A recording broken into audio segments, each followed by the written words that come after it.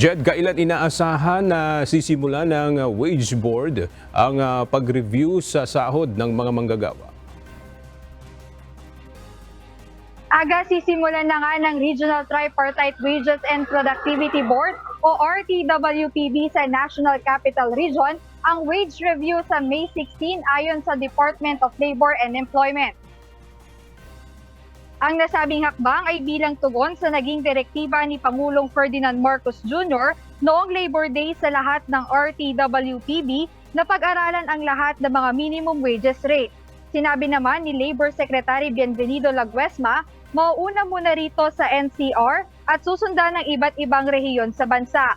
Ang RTWPB sa 10 iba pang rehiyon ay magsisimula ng kanilang wage review sa pagitan ng Hulyo at Agosto ayon kay Laguesma. At matapos nga aga ang pagsusuri, inaasahang maglalabas ng bagong wage order ang mga RTWPB at inaasahang itong magandang development para sa ating mga manggagawa.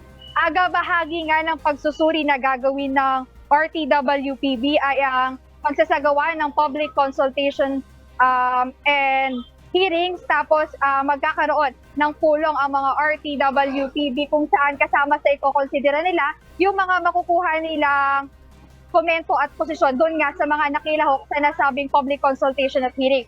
At dito nga inaasahang maglalabas ng bagong wage order ang RTWPB sa kanilang mga rehiyon na resulta nga noong magiging talakayan. Balik sa iyo, Aga. Okay, maraming salamat, Jed Neresina.